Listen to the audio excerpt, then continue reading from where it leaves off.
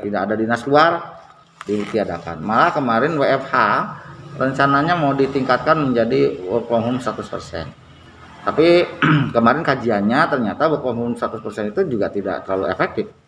Kenapa? Karena yang namanya work from home ternyata belum ada tools untuk memeriksa ASN ini ketika bekerja dari rumah apa benar di rumahnya. Jangan-jangan dia nggak di rumah lagi, malah kemana-mana. Dan ternyata ketika dia bagian masuk karena ada piket dan sebagainya di kantor malah menularkan. Nah ini akhirnya kajiannya kemarin untuk WFH 100% dikaji ulang. Makanya sekarang yang keluar itu surat edaran penerapan prokes. Makanya tadi sih wayahna apa itu nomor ada beda. Ya, gitu. Karena ini sekarang di tiap instansi itu harus ada satgas. Satgasnya yang tiket nanti jadi satgas. Dia menyortir, menerapkan prokes, menyuruh cuci tangan, kita disiplinkan kembali. Karena memang saat ini kepatuhan prokes kemarin kita sampai menurun hampir 62%. Itu.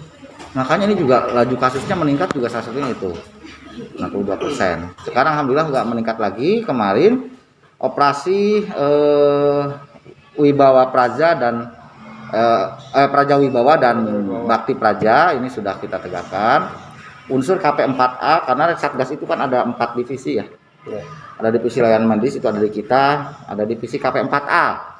Divisi KP4A itu komunikasi publik, penegakan disiplin, penerapan aturan dan penerapan adaptasi kebiasaan baru. Itu leading sektornya ada di Satpol PP, Pak Kapolres, ada di Pak Dandim. Kemudian juga penunjang, Dinsos, Social Safety Net, dengan yang lainnya. Nah itu dan sektor kebijakan. Nah ini sudah difungsikan. Alhamdulillah untuk sementara Ciamis terbukti lajunya sih nggak terlalu pesat seperti yang di kabupaten kota lain. Mungkin juga dikarenakan faktor di kita itu pusat-pusat mobilisasi masyarakat nggak sebesar yang di kota-kota besar ya gitu. Untuk yang mereka karena agak susah ketika kepadatan penduduknya juga cukup tinggi. Terakhir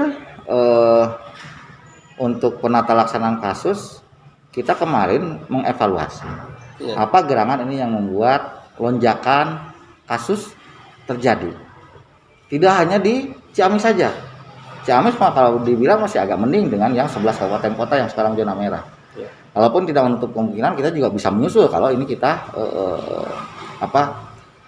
upayanya tidak maksimal. Walaupun memang penentuan ujung-ujungnya di zona merah kan juga sangat bergantung kepada faktor determinan termasuk kesadaran masyarakat sebetulnya. Jadi kemarin kita kaji yang pertama adalah kepatuhan terhadap prokes memang menurun. Ini juga berkorelasi dengan peningkatan laju kasus dan penularan. Yang kedua,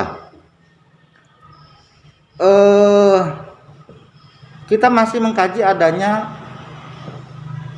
perubahan sifat dari virus yang spreadingnya atau penyebarannya ternyata untuk sekarang jadi lebih tinggi. Contoh tadi positivity rate-nya kalau dulu 30 sampai 50%, sekarang 60 sampai 75%. Itu kok meningkat gitu. Apakah virusnya memang sekarang bermutasi? Nah, ini kita coba ternyata kemarin dari beberapa varian termasuk Delta Plus, varian Delta, Iota, Gamma, Alpha, Epsilon. Yang Lambda belum ya, masih ini, cuman ini juga jadi potensi. Ini ternyata memang sudah ada di beberapa kabupaten kota di Jawa Barat. Termasuk kalau untuk Ciamis kita baru mencurigai secara subjektif. Karena kita masih menunggu hasil pemeriksaan whole genome sequencing. Sebetulnya kita sudah memberikan spesimen ya untuk pemeriksaan whole genome sequencing ke provinsi itu sejak 2 bulan yang lalu. Udah mau 3 bulan sekarang. 3 kali spesimen kita kasih tapi belum ada feedback. Apakah benar genom yang kita kirimkan itu adalah varian baru. Tapi dari kewaspadaan diri dan dari karakter sifat virus kita mencurigai adanya memang varian baru tersebut. Kita juga sudah masuk karena cepat sekali gitu.